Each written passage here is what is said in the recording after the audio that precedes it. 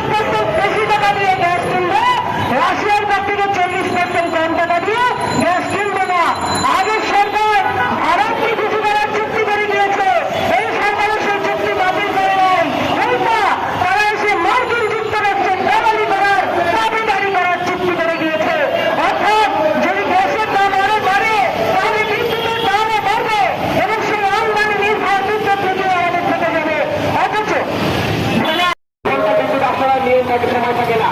আমরা দেখছি যে আজকে বিদ্যুতের যে ক্রাইসিস সেই ক্রাইসিস মোকাবেলার জন্য বাংলাদেশকে নিজস্ব শক্তি অর্জন করতে হবে। আমরা আগে বলেছিলাম যে সোলার সিস্টেমের মাধ্যমে এই যে বিদ্যুতের ঘাট হিসেবে প্রয়োগ করা সম্ভব। আমরা বলেছিলাম সূর্য থেকে বিদ্যুৎ কিভাবে সংগ্রহ করা যায় সেই পদ্ধতিতে বাংলাদেশের হওয়া দরকার। কারণ আমরা দেখেছি সারা পৃথিবীতে এই পরিমাণ গ্যাস এবং তেল রয়েছে তা আসলে সারা পৃথিবী সার্ভাইভ করতে পারে মাত্র 50 থেকে 60 বছর। আগামী পৃথিবী হতে হবে বিদ্যুৎ সুবিধা। বিদ্যুতের যে জায়গা সে জায়গাগুলো